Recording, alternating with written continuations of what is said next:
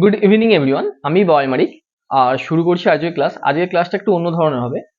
দেখবো আমরা যখন লজিক্যাল রিজনিং করি, যখন আলফাবেটের নাম্বার আসে, নাম্বার মনে রাখতে হয় আমাদেরকে, সেটা সহজে মনে রাখা যায় না। যদি এমন কোনো উপায় যে আলফাবেটের মধ্যেই নাম্বারগুলো লুকিয়ে দেওয়া যায়, তাহলে আমরা খুব সহজেই দেখেই আমরা সেটা মনে রাখতে পারবো। দেখো ই যদি তো আমরা জানি, তো তার পাশাপাশি দেখো এর মধ্যেই আমাদের নাম্বারগুলো লুকিয়ে আছে। আমরা সেই নাম্বারগুলো কি করব, যখন আমরা চোখে কোনো জিনিস দেখি না, সেটা আমাদের বেশি দিন মনে রাখে। তো এই নাম্বারগুলোকে আমরা কি করব, এর মধ্যেই লুকিয়ে রেখে দেবো। যেমন দেখো এ এ তো লেখা আছে, খুব ভালোভাবে লক্ষ্য করো। দেখো তো, এটাকে বাড়িয়ে দাও, দেখো 1 এসছে, তাহলে এর মান কত? 1। বি দেখো, বাড়িয়ে দাও, নিচের পার্টটা দেখো 2। বাংলায় আমরা 3 লিখি, বাংলায় 3 দেখো, এটাকে ঘুরিয়ে দাও, দেখো সি চলে আসবে। 3টাকে ঘুরিয়ে দাও, সি চলে আসবে। ডি দেখো, দাঁড়িয়ে দিলাম, ডি হচ্ছে 4। ই দেখো, এই পার্টটাকে এখানে জুড়ে দাও, ই হচ্ছে 5। এফ কি করবে? এফ দেখো, জুড়ে দাও 6। জি দেখো 7, অর্থাৎ এই পার্টটা। এইচ দেখো খুব সোজা, 8, অর্থাৎ ডিজিটাল ঘড়িতে যেরকম 8 দেখতে পাই আমরা, 8। আই দেখো, এইটা মুছলাম, মুছে দেখো আই হচ্ছে 9। যেটা দেখো, যে এখানে হচ্ছে শূন্য আছে, এই পার্টটাকে শূন্য ধরে নাও, অর্থাৎ 0। আচ্ছা, আরো ভালো করে দেখাচ্ছি যেটাকে,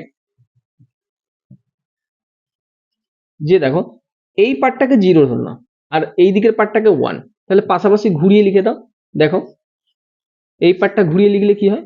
যে হচ্ছে 10। কে দেখো, কে এর এই যে দুটো দাড়ি আছে না, এই দুটো এইরকম আছে, এই দুটো দাড়িকে সোজা করে দাও, তাহলে কে এর এই দিকের দাড়ির জন্য একটা পাবো, আর এই দুটো মিলে সোজা করে দিলে কি হচ্ছে, অর্থাৎ এই দিকের জন্য একটা, আর এই দিকের দুটো সোজা করে দিলে কি হয়? একটা। 11। এলে দেখো 2, অর্থাৎ 12।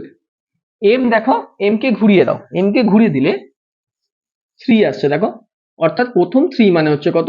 13। দ্বিতীয়বার 3 আসবে, অর্থাৎ ডব্লিউ, তখন কি হবে? কত হবে? 23। এখানে দেখো এন, এটাকে যদি 1 ভাবে লুকিয়ে রাখো, দেখো 14। আর ই জ্যোতি অনুযায়ী তো আমরা জানি, তাহলে ও কত আসছে? ও আসছে আমার কত? 15।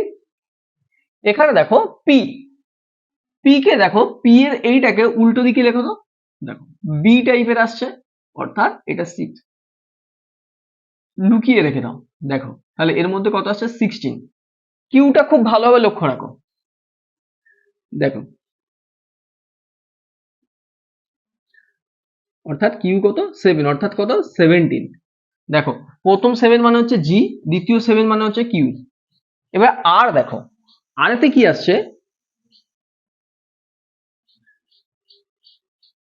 দেখো 18। এসে দেখো, এসে 9 আসবে, দেখো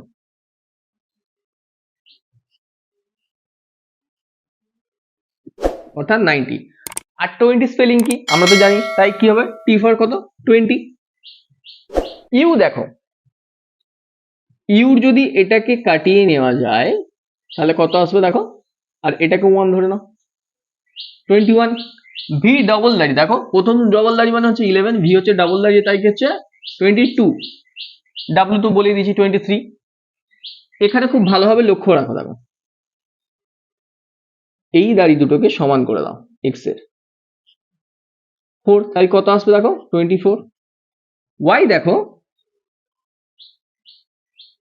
অর্থাৎ এটাকে মুছে দিয়ে করে দাও, তাহলে কত আসছে দেখো 5, তাহলে এটা কত আসবে? 25। আর জেড হচ্ছে দেখো 6, অর্থাৎ কত? 26। দেখো এগুলো শুধুমাত্র নাম্বারগুলোকে এই আলফাবেটের মধ্যে লুকিয়ে দেওয়া, এছাড়া আর কিচ্ছুই নয়। আমাদের খুব তাড়াতাড়ি যখন দেখবে তোমাকে জিজ্ঞাসা করবে, দেখো একবার প্র্যাকটিস করে নাও মনে মনে। দেখো যদি বলে 7, 7 কার নাম্বার? জি, জি কে খেয়াল রাখবে, দেখো 7। 19 কার নাম্বার? দেখো এস কে খেয়াল রাখো, এস এর ক্ষেত্রে কত আসবে? 9, অর্থাৎ 19।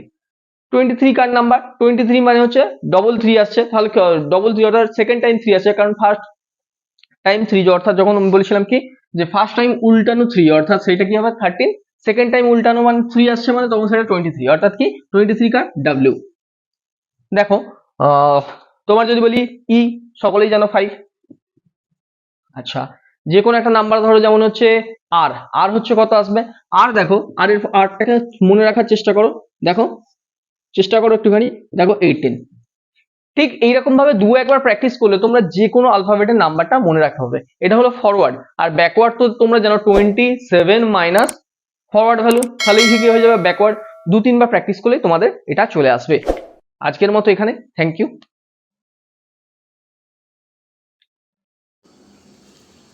দেখো এখানে তিনখানা রিজনিংয়ের কোশ্চেন নেওয়া হয়েছে, সেই রিজনিংয়ের কোশ্চেনগুলো তোমরা কমেন্ট বক্সে অ্যান্সার দাও 1, 2, 3 করে।